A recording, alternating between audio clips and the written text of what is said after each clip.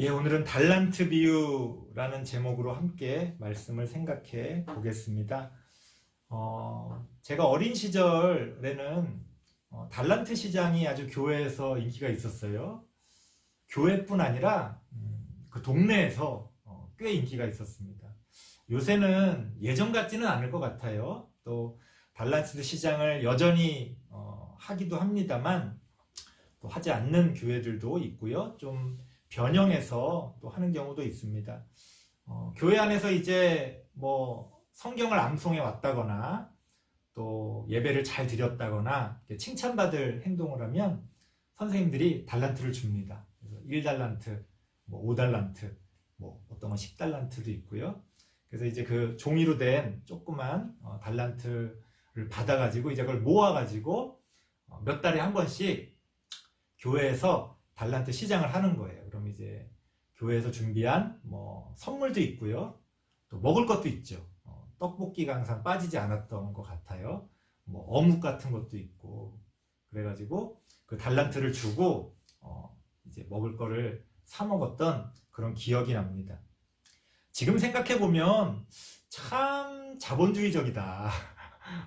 그 달란트가 이제 돈이잖아요. 그러니까 돈 대신에 이제 친구들도 데려와서 이제 사주기도 하고 하는 거예요. 제가 어린 시절만 해도 뭐 용돈이라는 개념이 없었고, 뭐 수중에 뭐 돈이라는 게 거의 없었습니다. 그냥 그때 필요할 때 엄마 아빠한테 달라고 그래서 뭐 오락실도 가고 그렇게 쓰는 거죠. 물론 이제 설날 때 이제 용돈 받으면 잠깐 풍족할 때도 있습니다만 거의 평소에는 돈이라는 걸 갖고 있질 않다 보니까 그 달란트가 돈처럼 굉장히 귀하게 그렇게 쓰여졌던 기억이 납니다. 이런 기억들 때문에 우리는 달란트 비유라고 하면 돈을 생각해요. 달란트, 그 이스라엘의 어떤 화폐 단위지, 그 돈이야. 그래서 그 돈을 가지고 어떤 사람은 많은 장사를 해서 더 많은 돈을 남겼는데, 아이고 어떤 사람은 그걸 제대로 남기지 않고 열심히 일하지를 않아서 그 돈을 땅에 감추어 뒀다가 아이고 하나님께 혼났구나. 열심히 우리도 살아야겠다. 뭐 이제 이런 식의 결론을 내는 겁니다. 하지만 안타깝게도 이런 식의 이 결론은요, 이 달란트 비유의 본래 의미를 100분의 1도 드러내지를 못합니다. 사실 비유라는 게 그런 거예요. 예수님께서 왜 비유로 말씀하셨느냐? 이 비유라는 거는요, 진리를 여러 겹 이렇게 감싸서 감추어 둡니다. 그래서 하나님의 말씀을 사모하고 하나님의 뜻을 찾고자 하는 사람에게 한 겹씩 자신의 모습을 드러냅니다. 그래서 그냥 아무 생각 없이 표면적으로만 보면은 달란트 비유는 돈 이야기처럼 들립니다. 그렇죠? 돈을 주인에게 받았는데 누구는 많이 남기고 누구는 못 남겼다. 하지만 이 달란트 비유는 돈 이야기가 아니라는 거예요. 그러면 이 달란트 비유가 우리에게 정말로 말하고자 하는 그 의미, 그 하나님의 뜻은 무엇이냐? 오늘 우리가 두 가지 정도 그것을 생각해 보려고 합니다. 첫 번째는 뭐냐면요, 결론부터 말씀드리면 오늘 본문에 나오는 주인이 원하였던 것은, 그리고 이 주인이 상징하는 하나님이 우리에게 원하는 것은 돈이 아니라 삶이라는 거예요. 이해가 안 되죠? 아니 뭐 여기 돈 이야기밖에 없는데 왜 목사님은 삶에 대해서 말씀하시는가? 한번 보겠습니다. 자, 이 달란트라는 건 굉장히 큰 돈이에요. 아마 여러분들이 여러 번 설교를 통해서 그 내용을 대충 들었을 겁니다. 굳이 또 말씀을 드리면 한 달란트라는 건 6천 데나리온 정도가 된답니다. 이게 다 그 당시의 화폐 단위예요. 한 달란트는 6천 데나리온 정도가 되는데 1데나리온은 노동자가 하루 동안에 열심히 일해서 받을 수 있는 돈이었어요. 계산을 해보면 1달란트는요, 어떤 노동자가 17년 동안 돈을 쓰지 않고 열심히 모았을 때 가질 수 있는 그 정도의 액수입니다. 이거를 이제 오늘날 돈으로 이렇게 환전해서 말씀하시는 경우가 있는데 사실 그거는 별 의미가 없습니다. 같은 화폐 단위도요, 그 시대와 문화에 따라서 완전히 달라져요. 뭐 이거를 대충 계산을 해서 오늘날 노동자가 하루 동안에 돈을 벌면 뭐 한 시급이 얼마니까 대충 얼마 정도 벌고 대충 플러스 알파 해가지고 지금 돈으로 하면은 한 5억 정도 되겠네요.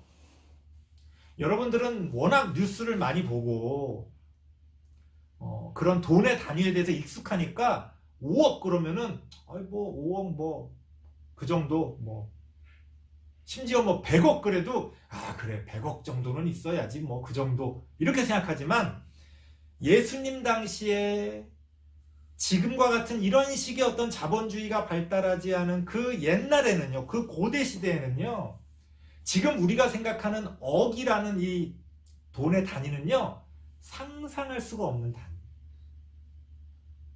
아무도 상상할 수 없을 만큼 도저히 계산이 되어지지 않을 만큼의 그런 큰 돈을 달란트라고 비유할 수가 있는 겁니다. 자, 왜 예수님께서는 이 달란트라는 이렇게 어마어마하게 큰 돈을 말씀하신 걸까요? 차라리 몇 데나리온 이렇게 말씀하셨으면, 혹은 오늘 비유와 비슷한 비유가 문화 비유가 있어요. 그것도 돈의 단위인데요. 자, 그렇게 조금 낮은 단위의 돈을 얘기하셨으면은 이해가 돼요. 사람들이 딱 와닿죠. 그거 얼마? 그래. 그거 있으면 좋겠다. 그래. 그걸로 장사하면 나도 얼마 정도 벌 수 있을 것 같은데 상상이 되어지는 거예요. 달란트라는 건 상상할 수가 없는 거예요. 예를 들어서 우리는 억이 익숙하니까 뭐 100억 그러면 이렇게 감이 오잖아요. 뭐 아파트 한 채 값이 얼마니까 100억 정도면 대충 얼마고 상상이 되잖아요. 근데 제가 만약 여러분들에게 10경 이렇게 제가 말했다고 생각해 보세요. 조도 아니고 10경. 이 경? 경이 뭐지? 어디서 들어본 것 같긴 한데 돈의 단위예요? 상상이 안 가죠. 10경이면은 얼마야? 상상이 안 되는 거예요. 그냥 큰 돈이구나 라는 건 알 수 있지만 상상할 수가 없는 거예요. 달란트도 똑같습니다. 예수님께서 굳이 달란트 비유를 하신 것은 지금 예수님이 말씀하시고자 하는 내용이 돈이 중요한 게 아니라는 거예요. 돈이 중요했으면 우리가 상상할 수 있는 액수를 말씀하시지. 달란트라는 건 상상할 수가 없는 돈의 액수였어요. 그럼 예수님께서는 왜 달란트 비유라는 것을 이렇게 상상할 수 없는 이 돈의, 이 화폐 단위로 말씀하셨느냐? 그 이유가 있다는 겁니다.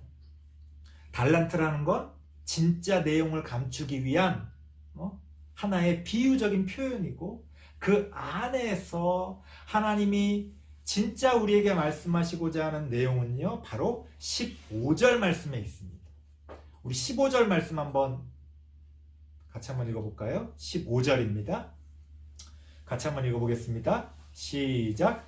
각각 그 재능대로 한 사람에게는 금 5달란트를, 한 사람에게는 2달란트를, 한 사람에게는 1달란트를 주고 떠났더니. 여기서 중요한 게 뭐예요? 각각 그 재능대로. 그 사람이 가진 재능대로 달란트를 줬다는 거예요. 여기서 중요한 건 달란트가 아니라 그 사람의 재능이라는 겁니다. 재능이라는 게 뭡니까? 그 사람의 재능이라는 건 그 사람의 정체성을 나타내는 거예요. 우리가 가수들 보면 뭐 오디션 프로에 나와서 정말 유명한 가수가 되기 위해서 막 경쟁을 하잖아요. 열심히 노래를 준비해서 부릅니다. 왜 그럴까요? 왜 저렇게까지 할까요? 그 노래하는 재능이 그 사람의 정체성인 거예요. 노래가 아니면 자신의 삶에 아무런 의미가 없다는 거예요. 연예인들만 그런 게 아닙니다. 사실은 우리 모두가 마찬가지지. 그래서 우리가 연예인을 부러워하는 건지도 모르겠어요. 물론 돈을 많이 벌어서 부러워한다고 생각할 수도 있지만 가만히 생각해보면 연예인들만큼 행복한 사람도 없어요. 왜? 잘하든 못하든 자기가 좋아하는 일을 통해서 뭔가를 하려고 하잖아요. 하지만 우리 평범한 사람들은 어떻습니까? 내가 뭘 좋아하건 싫어하건 그저 주어진 대로 살아가기가 쉽지. 재능이라는 거는요, 단지 뭘 잘한다 못한다 그게 아니라 그 사람의 정체성을 나타내는 거. 오늘날 우리는 그냥 돈 되는 일이라면 재능과 상관없이 여기저기 취직해서 일하다 보니까 이 재능의 의미를 잊어버렸습니다. 하지만 옛날에는 어땠습니까? 손재주가 있는 사람은 뭔가를 만들어서 팔고요. 농사일에 재주가 있는 사람은 농사를 져서 또 생활을 이어갑니다.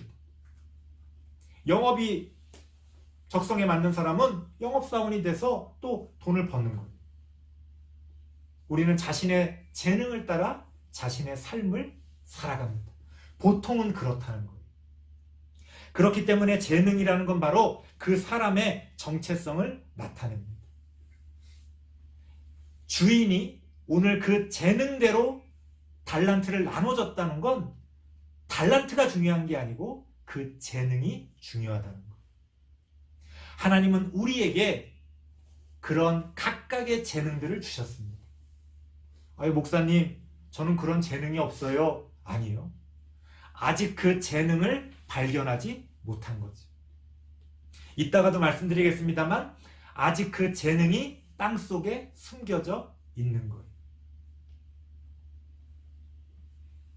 그래서 달란트는요, 재능을 상징하는 거고요. 재능이라는 것은요, 바로 우리의 삶을 이야기하는 겁니다. 어떻게 그것을 알 수 있을까요? 16절 말씀 같이 한번 읽어보겠습니다. 16절입니다. 같이 한번 읽어보겠습니다. 시작. 5달란트 받은 자는 바로 가서 그것으로 장사하여 또 5달란트를 남기고, 번역을 당연히 이제 문맥을 따라서 이렇게 번역을 했어요. 그 사람이 가서 장사를 해서 달란트를 2배로 남겼다. 그런데 이 가서 장사했다는 말을요, 원어를 보면, 원어라는 건 이건 번역된 거고요. 헬라어 단어를 찾아보면요, 여기서 바로 가서 장사했다는 말의 그 원어의 뜻이 훨씬 풍성한 뜻을 담고 있습니다. 여기서 그냥 단순하게 가서 장사했다 이렇게 번역했지만 원어의 뜻을 보면요, 여기서 가서라고 번역한 단어가 그냥 어디를 이렇게 움직였다가 아니고 그 사람이 그렇게 살았다라는 뜻이 담겨 있어요. 그냥 간 게 아니고 그 사람이 5달란트 받은 사람이 그 5달란트를 가지고 살았다는 거예요.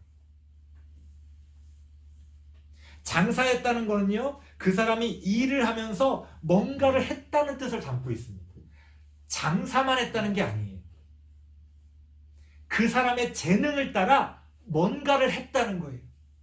그 사람이 그 재능을 따라 살면서 뭔가를 열심히 행했다는 거예요.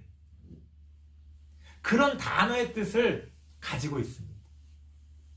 우리의 삶과 연결이 되는 거지.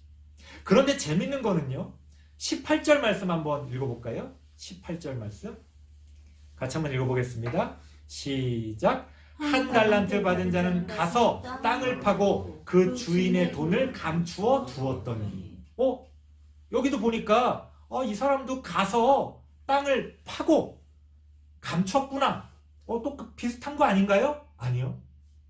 헬라어 원어를 보면요, 이 1달란트 받은 사람이 1달란트를 받아서 갔다고 그랬잖아요. 이 가서가 그 16절에 나오는 가서랑 다른 단어가 쓰여져 있어요. 18절에 우리말로 가서라고 번역한 단어는요, 그야말로 우리말로 하면 그냥 여기서 저길로 움직인 거예요. 진짜 그냥 간 거야. 아무 의미를 담고 있질 않아요. 그러니까 5달란트 받은 사람은 그 받은 5달란트로 그 재능대로 자신이 살았어요. 그런데 1달란트 받은 사람은 그냥 그걸 가지고 여기서 저기로 움직여서 그냥 감춰둔 거예요. 삶의 이야기가 담겨있지 않습니다. 5달란트 받은 사람, 2달란트 받은 사람은요, 자기가 받은 달란트대로 살았다는 거예요. 그런데 1달란트 받은 사람은 삶이 없어요. 이 번역된 단어에는요, 삶의 의미가 원어에 보면 담겨있질 않아요. 그냥 그걸 갖고 기계처럼 가서 기계처럼 땅을 파고 기계처럼 그냥 감춰둔 거예요. 아무 일도 하지 않으면 아무 일도 안 벌어지죠. 여기엔 삶이 없는 거예요. 18절에 나오는 1달란트 받은 자의 이 삶에는 어떠한 삶의 형태도 드러나질 않습니다. 그냥 움직임만 있는 거지 삶이 없는 거예요. 그건 이따가 자세하게 또 말씀을 드리겠습니다. 오늘 이 달란트 비유가 우리에게 말하고자 하는 진짜 이야기는 돈이 아니라는 거예요. 5달란트 받은 사람은 5달란트를 남겼으니까 와, 100% 수익을 얻었구나. 2달란트 받은 사람은 2달란트 받았으니까 야, 역시 열심히 했구나. 누구는 그러더라고요. 목사님, 저는 1달란트 받은 것 같아요. 나도 5달란트 받았으면 더 잘했을 텐데. 1달란트도 어마어마한 돈이에요. 1달란트도. 그러니까 이건 돈의 액수의 문제가 아니라는 거예요. 누가 더 많이 받았냐, 누가 덜 받았냐의 문제가 아니에요. 여러분들 그런 생각하죠? 나도 저 연예인처럼 잘생겼으면, 나도 저 사람처럼 능력이 있었으면 나도 더 잘 살았을 텐데. 아니요. 다 핑계예요. 하나님이 우리에게 원하시는 것은요, 각각의 재능대로 자신의 삶을 사는 거예요. 그게 중요한 거예요. 달란트를 더 많이 받은 사람은요, 더 잘 살아야 돼요. 하나님이 더 크게 심판하십니다. 좋은 게 아니에요. 많은 것을 가진 사람은요, 그 많은 것을 가진 만큼의 책임이 뒤따르는 거예요. 오늘날 우리 사회는요, 책임이라는 게 없습니다. 내가 열심히 해서 혹은 뭐 내가 부모 잘 만나서 내가 부자 됐는데 뭐 내 맘대로 사는 거지. 자기가 가진 것에 대한 책임이 없어요. 이 세상에서 태어날 때 돈 가지고 태어나는 사람 있어요? 없잖아요. 이러저러한 이유 때문에 누군가는 더 많은 것들을 갖고 있고 누군가는 적은 것들을 갖고 있습니다. 하지만 중요한 건 그게 아니에요. 각각의 재능대로 내가 가진 것 안에서 나는 어떤 삶을 살고 있냐는 것. 하나님은 그것을 보고 판단하십니다. 내가 부자가 아니니까 내가 잘나지 못해서 이렇게 산다? 그건 핑계라는 것. 그럼에도 불구하고 나는 어떤 삶을 살고 있는가? 하나님은 우리에게 그 삶을 요구하십니다. 하나님이 우리에게 원하는 것은 돈이 아니라 삶이라는 것을 잊지 마시기 바랍니다.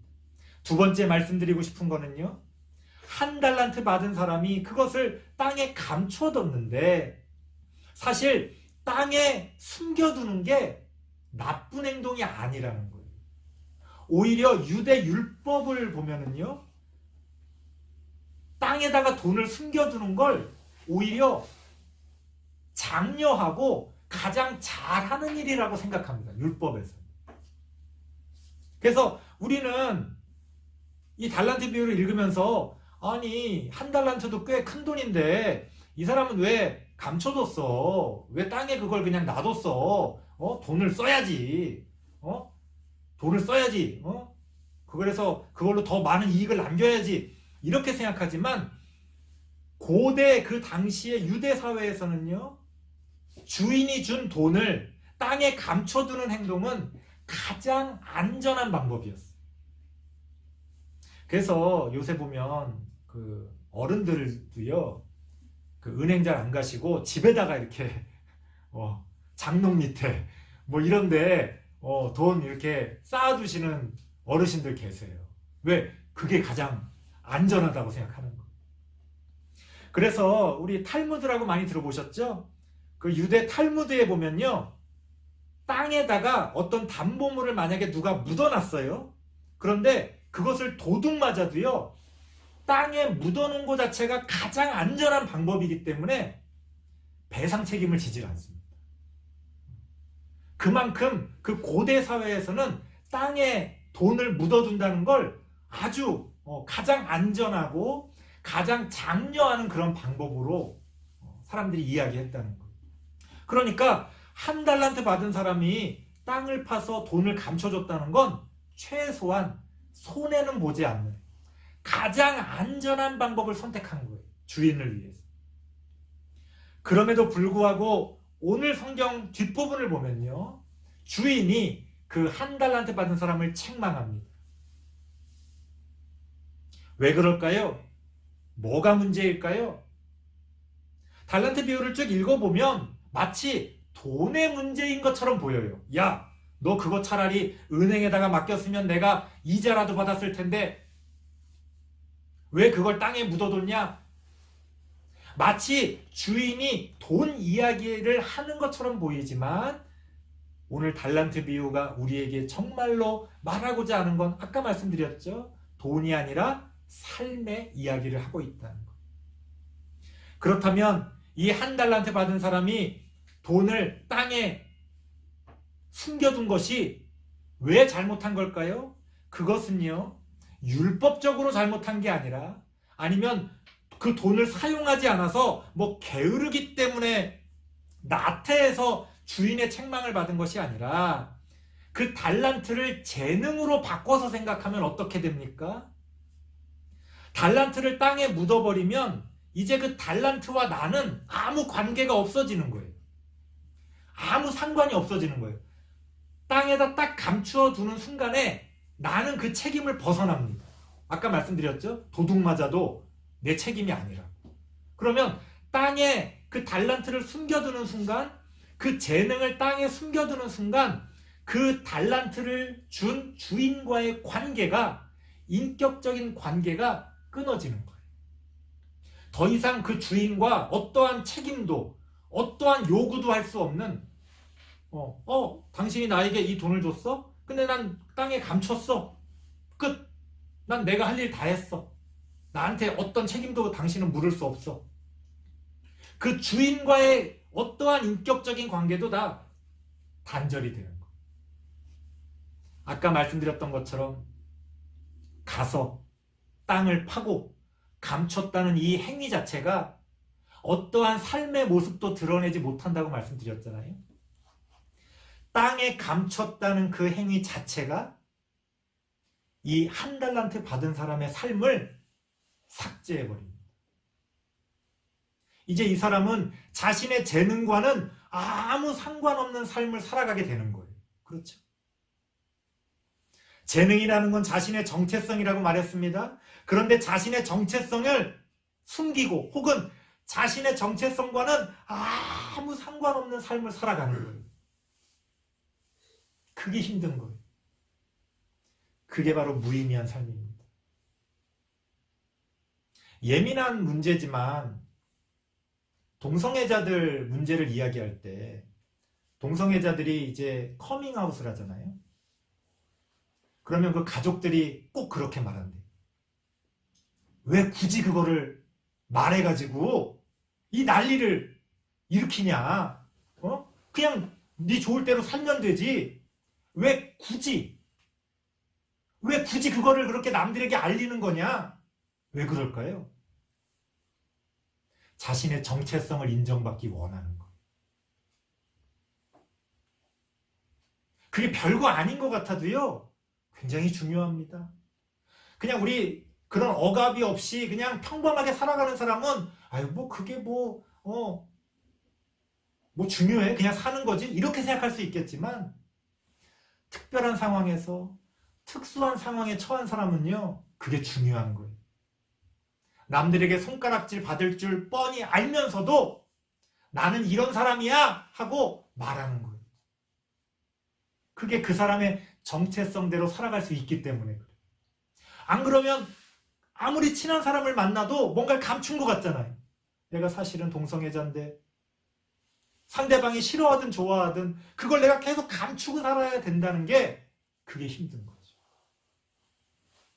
그래서 우리가 동성애자의 문제도요, 단지 율법적으로 그게 옳으냐 그르냐 이런 것을 가지고 판단하는 건 어리석은 겁니다.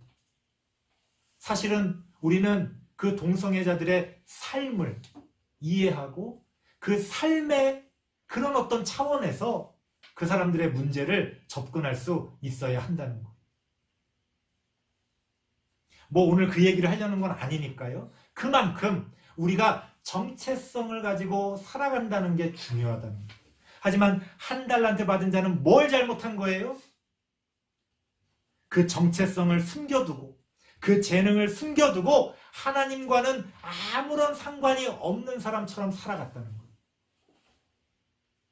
여러분들 교회 나와서 막 교회 일 하고 막 봉사하고 전도하면 여러분들 어떻게 생각해요?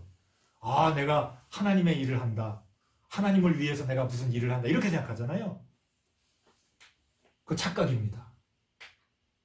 하나님은요, 여러분들이 여러분들의 재능을 따라 여러분들의 정체성을 가지고 살아가길 원해요. 물론 그것 가운데 교회 일이 포함될 수는 있겠죠. 하지만 그게 억지로 되는 건 아니에요. 억지로 뭘 시켜서 아니면 뭐라도 일을 찾아가지고 해야 거기에 어떤 의미가 있는 게 아니에요. 교회 일이라는 건 그냥 교회 일일 뿐이에요.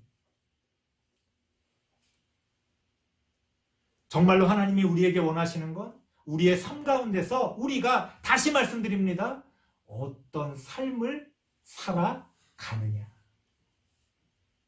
달란트 비유는 끊임없이 우리에게 그것을 질문합니다. 너는 지금 어떤 삶을 살아가기로 선택했냐는 거예요.